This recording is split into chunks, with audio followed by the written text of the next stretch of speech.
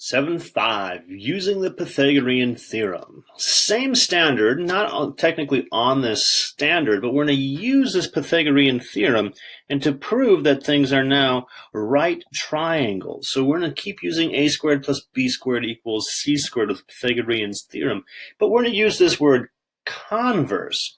Whereas the previous lesson, we talked about in a right triangle, a squared plus b squared equals c squared. Today, we're going to say if a squared plus b squared equals c squared, then that means we do have a right triangle. So if you're not sure if something's a right triangle or a right angle, we can use a squared plus b squared equals c squared.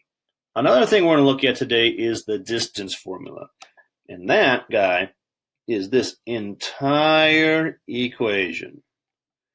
Kind of a lot. There's a lot in there, but after writing it a few times, usually you can catch on to a pattern or something that works for you. What we're looking at is the distance between 2 points. Point 1, where we have an x1 and a y1 value, and point 2, where it's going to have x sub 2, y sub 2. The little smaller number down below is called a subscript. Just saying second point. And all you're going to do is you're going to take your x values, subtract them, and square that value. And then you're going to take your y values, subtract them, square that value. Then you'll add them together and take the square root of all of that. That's what it looks like. It seems like a lot, but after doing a couple examples, it's a big looking formula, but the work isn't so bad. Let's start with using the converse of the Pythagorean theorem. Tell whether each triangle is a right triangle. If it is a right triangle, it will follow Pythagorean's theorem. From that, Pythagorean's theorem is where we look at a squared plus b squared equals c squared. So, just like yesterday or the last lesson we did with 7.4 Pythagorean's theorem, every problem, if it says if it's a right triangle, tell whether it is, you're going to write down that formula.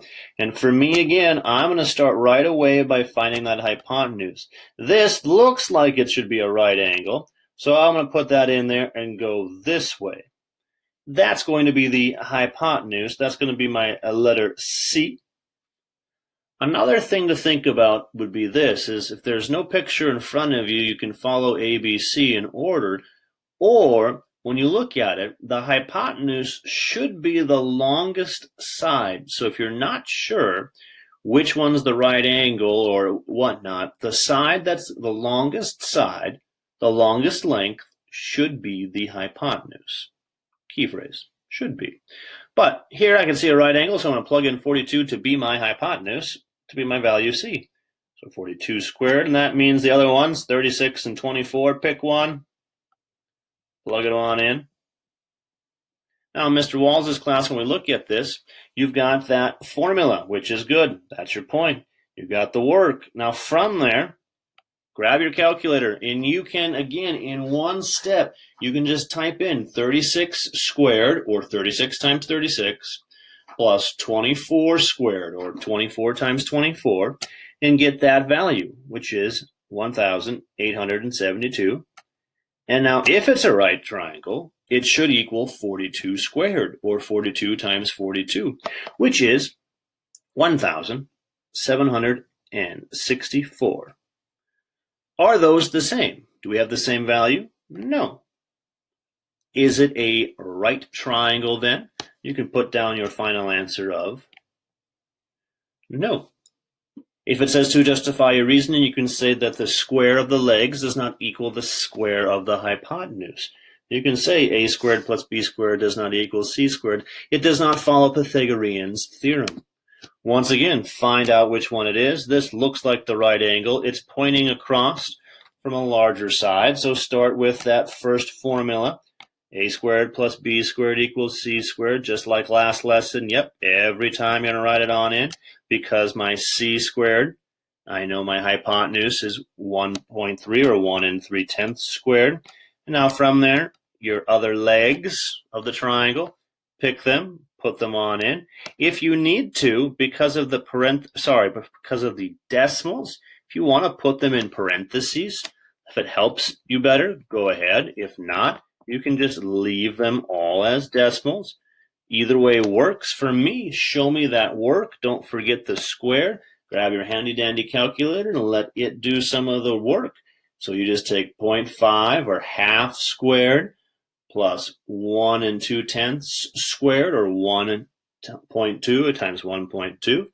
Get the value of 1 69 hundredths, 1.69, and then 13, or 1 3/10, squared, gives you 1 69 hundredths. Did they come out to be the same?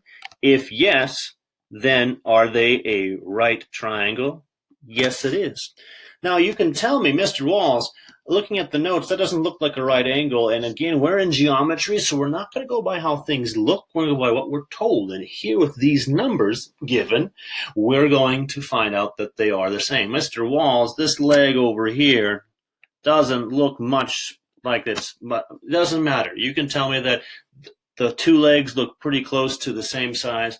We don't go by what things look like in geometry. We go by the numbers. Remember that. Don't go by what it looks like. Go by what you're told. Here we're told these values.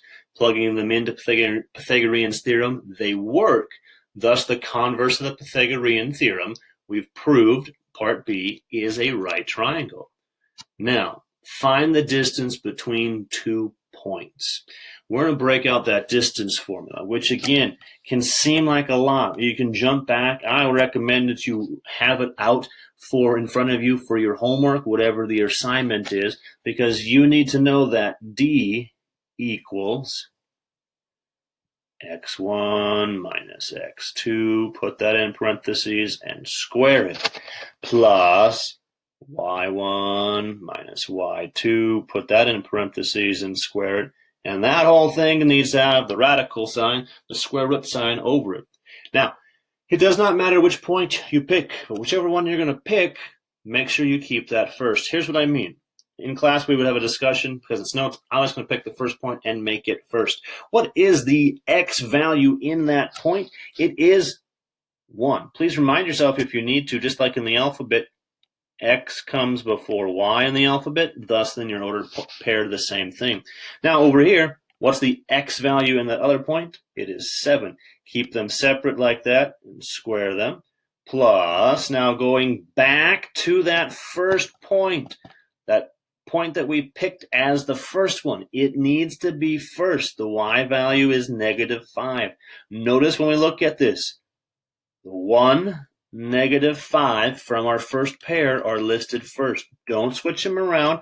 A common mistake that even I make sometimes, and that'll mess up the work we're going to do. Oh, looks kind of messy, but we'll do it like this.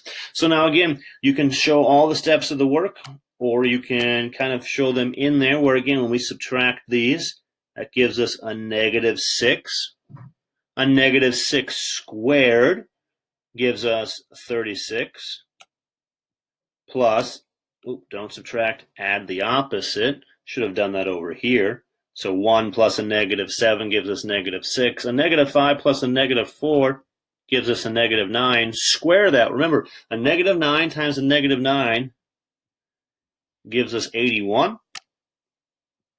There's a square root. Now, from there, you could, I'll talk about in class how you can maybe even skip this step in Mr. Wallace's class, but I'm going to show it here so we can see where that comes from.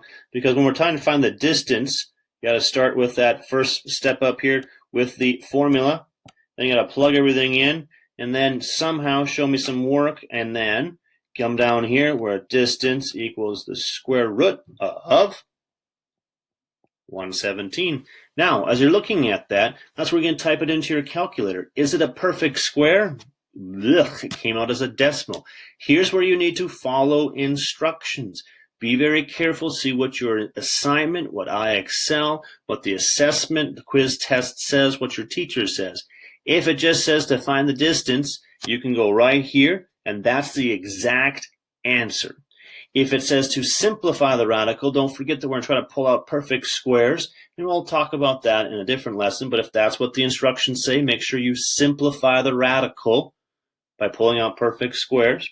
Otherwise, if it says estimate, then estimate. That's where you'll type it into your calculator. So whatever the instructions say, please do that. Again, notice if it says to estimate, then all you're going to do is go wherever it says to estimate, to the nearest whole, to the nearest tenth. If it doesn't say, I'm going to estimate to the nearest hundredth. But so you can see it when you type that into your calculator, the first 5 digits after the decimal place, 81665, round wherever they tell you to round. If they don't tell you anything, Mr. Walls, like hundredths. I like the second decimal place. So that would be 10 and 82 hundredths. If they said round to the nearest whole, that's where you're going to look at, is this number closer to 10 or is it closer to 11? And you can round from there. Follow your instructions. Here, because we're talking about distance on a graph, we need a label, but we're not talking feet or inches. We're just going to talk units. So my final answer, rounded to the nearest hundredth, because I see nothing else instructing me, is 10 and 82 hundredths units. Read instructions, whatever it is, IXL, worksheet, homework, quiz, test. Follow what your teacher says, what they tell you to do. If it says to estimate, then estimate it to the nearest whatever they ask you for. If not, then you can leave it right here. And in Mr. Walls' class, don't forget to attach the label units. If it says to simplify, do that. Again, we're talking about applying the Pythagorean Theorem, which we saw in the beginning, and also through that, we can see that the distance formula actually ties into Pythagorean's theorem, which is why they're both being used here. So let's do another distance formula problem, because that one's a really big equation. Find the distance between the 2 points. All right, distance formula, x1 minus x2. Go ahead and say it with me, because if we were in class, we'd be saying it together, y1 minus y2. Say it out loud. Make your siblings wonder what you're doing. Don't forget the squareds on that and the square root sign as well. From there, it doesn't matter. Pick a point and just make sure that you know that that is going to be your first point, meaning that's the first x value you're going to write down. Then the other one. And put those in parentheses and square them, plus the first y value in that point that you picked, -3, minus the other y value, square that. I'm going to put a square root over all of it. Yeah, it does kind of get, it's a big formula, kind of looks scary. But again, like I mentioned, once we're there, don't subtract, add the opposite. So that means that is now a -2 plus a +5. Gives us a +3 there, which 3 squared gives me 9. Plus, over here, don't subtract, add the opposite. Be very careful. That's one spot where we can make a mistake. We need to realize that this simplifies down to a -4, and a -4 squared, or a -4 times -4, gives us 16. If we didn't get 16 there, that's where we made a little mistake, and that's where we can see the final answer is wrong. Well, IXL is going to take lots of points away, whereas Mr. Walls will take just one little point away because all the other work is there.